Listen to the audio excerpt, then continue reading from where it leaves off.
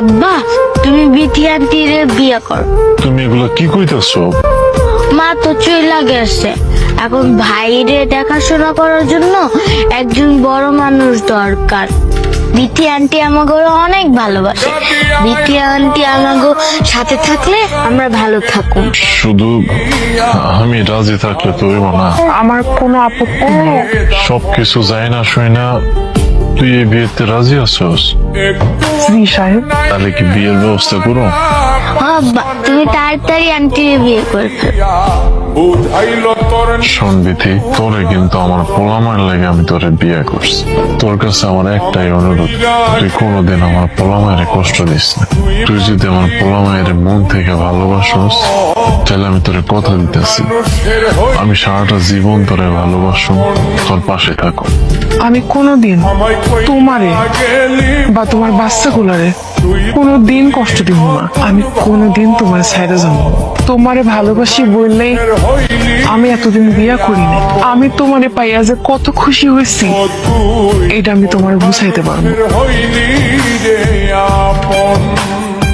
ভাইজান অনেক ক্ষুধা লাগছে, একটা রুটি দেন না। এতে বিরক্ত করতেছিস কেন? যা তো এখান থেকে। দেন না ভাইজান, সত্যি কইতেছি অনেক ক্ষুধা লাগছে। এই মহিলা আমার দোকান থেকে রুটি চুরি করে এনে দৌড় দিছে। আপনার কি মানুষ? আর একটা রুটির দামই বা কত?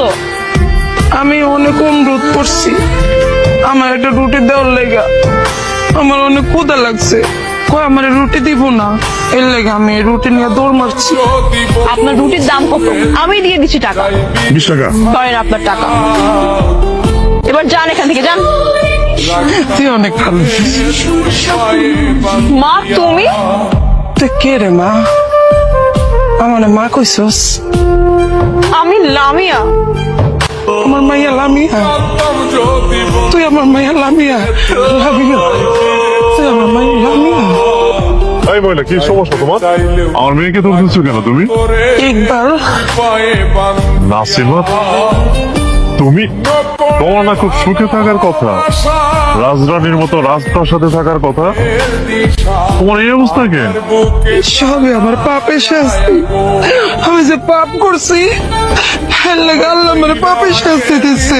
আমি আমার দুইটা কলিজার টুকরা পোলা ব্যান্ডে কষ্ট দিয়া, তোমার কষ্ট দিয়া যার লগে ভাইকা গেছি ওই আমার লগে বেইমানি করছি। শেষমেশ পেট বাঁচানোর লেগে আমি রাস্তায় রাস্তায় ভিক্ষা করতেছি। তুমি যেই কাজ করে আসছো তোমার সাথে এমনটা হওয়াটাই স্বাভাবিক। যে মা কিনা নিজের দুইটা সন্তান রেখে নিজের সুখের জন্য নিজের সংসার রেখে চলে যেতে পারে, সে তো মা না, সে পৃথিবীর সব থেকে নিকৃষ্ট মা। আল্লাহ যেন এমন মায়ের ঘরে কখনো সন্তান না দেয়। তুমি বিথিরে বিয়া করছো ঠিক তো, বিয়া তো তুমি করবেই। আমি তো তোমার ডিভোর্স দিছিলাম। তুমি কেমন মহিলা? দুইটা ফুলের মতো সন্তানের ফালাই রেখা তুমি অন্য বেটার হাত ধরে শুইলে কেমনে গেলা? মা হওয়া কি এত সহজ? আমি জানি একটা মা পারে তার সন্তানের সুখের লাইগা দুনিয়ার যে কোনো সুখ ত্যাগ করে দিতে।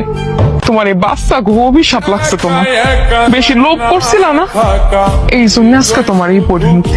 মা তুই আমার মাফ করে দে রে মা।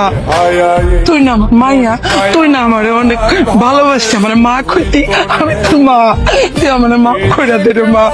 তোমার মতো মা ক্ষমার যোগ্য না। আল্লাহ